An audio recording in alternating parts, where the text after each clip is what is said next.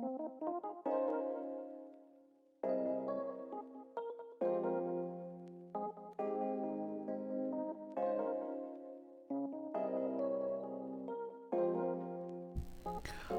I do, YouTube? It's your boy King David in this thing, and I'm back at y'all again with another video. So before I get going on this video, man, I'm gonna need y'all to go ahead, hit that like button, and if you're new here, be sure to subscribe one time for your boy, so we can continue to grow like we need to grow on this channel. Alright, so with all that said, man, y'all see what the title of the video is. 50-50 more or less, Errol Spence versus Yordenis Ugas. Alright, so man, the purpose of me doing this video is, I did a video maybe a few days ago in regards to an article that came out in regards to Yordenis Ugas and Errol Spence being a 50-50 split on the back end. You know what I mean? It was an article that was referenced by totalsports.com. I did a video about that. Cool, right? So since that article came out, since I did that video, there's been a lot of Errol people that have kind of come out of the woodworks, kind of discrediting the article, right? They discrediting the article, they discrediting the writer. You know what I'm saying? They reading all these different little things into the article. You know what I'm saying? Coming up with all these different scenarios and reasons for how it's not really 50-50, even though it is 50-50 on the back end. Like, what Errol Spence fans constantly do regularly, where they move the motherfucking goalposts, where they say, oh, well, it ain't 50-50. You know what I'm saying? It ain't 50-50 as far as the guarantee, because Earl's getting 1.5 and Ugas is getting 1 million, right? So it ain't 50-50 on that point, even though the entire crux of the argument has always been 50-50 on the back end, 50-50 when it comes to pay-per-view buys, 50-50 when it comes to that sort of thing, right? Nevertheless, man, I just wanted to come out here and I wanted to kind of do a video, because at the end of the day, like I said, well, not like I said, but at the end of the day, it's like this. You can sit here and you can raise questions to the article. You can discredit the writer. You can do all these little things. And you may have some valid points and some valid arguments in regards to the credibility of the article and the writer. But even with that being said, this writer, this article, more than likely it ain't too far off from what the actual truth is. And the reason it ain't too far off from what the actual truth is all you got to do is use common sense. All you got to do is look at the facts, look at the data in front of you when it comes to PBC, the way they do business. But in addition to that, the situation involving Errol Spence versus Yordenis Ugas. So first of all, let's look at the low guarantees, right? Let's look at the guarantees of 1 million for Yordenis Ugas and 1.5 million for Errol Spence. So as far as the low guarantees are for, if you look at a lot of Errol Spence's fights, I mean, you don't see him guaranteed more than $2 million for the most part per fight. As a matter of fact, you don't see a lot of PBC fighters guaranteed more than $2 million per fight. I mean, that's part of their model, the fact that they give these low guarantees and they try to make up the back end money by putting it on pay-per-view. I mean, that's been the model. So, given the fact that we've seen example after example after example of PBC fighters getting low guarantees and then being put on pay-per-view in order to make up the remaining money on pay-per-view, I mean, that's not far-fetched from what the truth is. So whether you want to say that Errol Spence and Yordenis Ugas, whether you want to say that's a lie and it's inaccurate, because there's no way that they could be getting such low guarantees. I mean, look at the data. Look at all the other pay-per-views that have been done on PBC lately, and look at the guarantees that all the other fighters have been getting lately. And you'll see that this is very much in line with that formula. So there's no way the guarantees for Errol Spence and Yordenis Ugas are going to be much higher than what was reported on totalsports.com.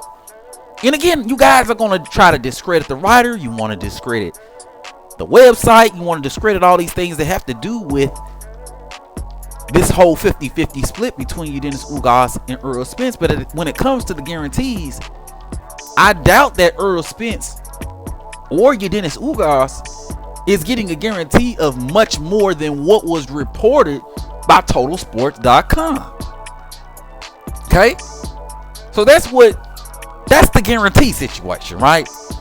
But then you look at the back end situation, you look at the 50-50, right? Because a lot of Errol Spence fans, I mean, a lot of them are peeing their pants. They upset. This is crazy. There's no way it could be 50-50. Earl would never give Yordenis Ugas 50-50. Blah, blah, blah, right? That's what a lot of you niggas is going on with. The article got to be fake. The writer got to be fake. All these things got to be fake, right? That's what a lot of you niggas are going on with, right?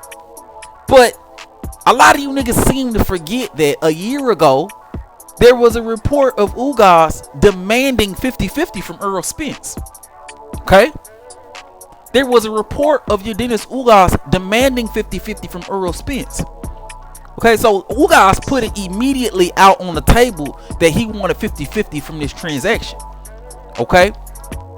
So we know Ugas wanted 50-50. But in addition to that, we know that Errol Spence wasn't in the position to be able to deny Ugas the 50-50 that he demanded. Why? Because Errol Spence wanted the belt that Yordenis Ugas had. 1. 2. All of Errol Spence's other options were much more difficult and much more dangerous a route for Errol Spence to go rather than to pay the 50-50 to Yordenis Ugas. But 3. Stanionis was paid step aside money in order to make sure that the fight happened, right? Which would also explain the low guarantees. But in addition to that, explains the eagerness and the willingness for Errol Spence to make the fight with Yordenis Ugas by any means necessary. So I ask you this, right? You say, oh, Errol Spence would never give Ugas 50-50. Errol Spence will just never do that. This article gotta be fake. Everything about it is fake, fakety fake, right? Okay, everything's fakety fake, right? Everything is fakety fake, right? Explain to me, if Errol Spence didn't fight Yordenis Ugas, well, who the fuck was he gonna fight? Who the fuck was he gonna get in the ring with? Who was gonna allow him an opportunity to win a belt? Because there's only one other option besides Yordenis Ugas, and his name is Terrence Bud Crawford. And we know Errol Spence don't want to fight Terrence Bud Crawford. So given that situation, okay, and this is what I always talk about. Dudes want to always bring up 50-50 and they want to talk about numbers and bigger pay-per-views, but the part of business that dudes don't understand is always going to be leverage, okay? Leverage is more important than money. Leverage is more important than sales. Leverage is more important. And leverage, to define it, is something usually that's intangible. If I cut off all your exits, okay, and then I charge you $100 to leave from my side, okay, you either gonna pay the $100 to leave from my side, or you gonna stay where the fuck you are. None of you dudes ever heard of cornering the market? None of you dudes ever heard of blocking all the passageways? At the end of the day, it's like this. If Errol Spence didn't fight Yordenis Ugas, who was he gonna fight? Who was he gonna fight that was gonna allow him to be able to pick up a belt? Who was he gonna fight that would allow him to justify not fighting Terrence Bud Crawford? Who was he gonna fight? So because of that, Yordenis Ugas had the leverage to be able to demand a 50-50 and stick to his guns. For that reason, it makes sense why Yordenis Ugas would get 50-50. For that reason, it makes sense why Errol would capitulate to allowing Yordenis Ugas to get 50-50. Because there was nowhere to go outside of a Terrence Bud Crawford. Because there's something that Yordenis Ugas had or has that Errol Spence wants. So if it ain't 50-50, if it ain't 49-51, it's something damn near real close. If you saying that article ain't real, I guarantee you it ain't that far away from the goddamn truth. It ain't that far away from what the fuck is happening. It ain't that far away from the real numbers.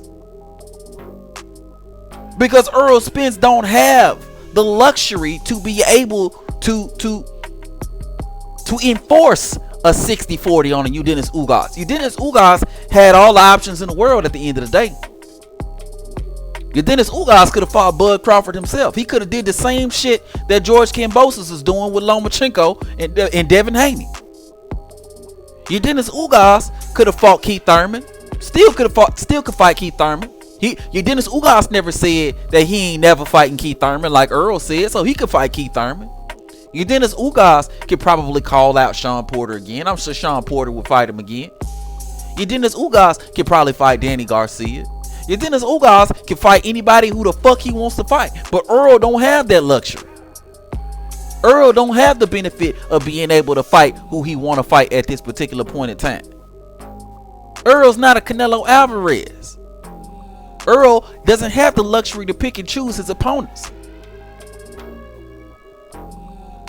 So for that reason, Errol has no choice but to capitulate to what Yordenis Ugas wants and needs, and that's a 50-50 split. And that's why this article is more or less accurate as fuck.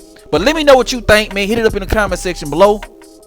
If you're new to the channel, be sure to subscribe. And everybody, and I do mean everybody, be sure to goddamn hit that like button, you know what I mean? One time for your boy. But until next time, man, I'ma holla at y'all. Peace.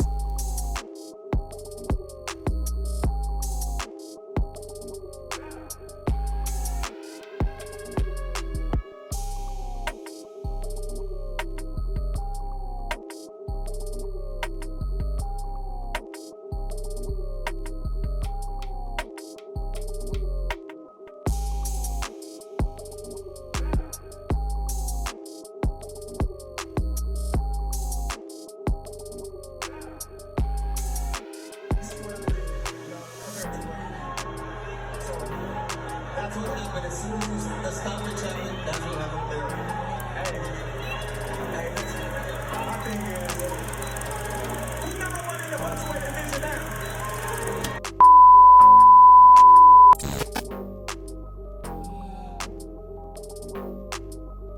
Ducking like a whack-a-mole. Yes, sir. I'm a big-ass motherfucking duck. I'm the biggest duck in the world.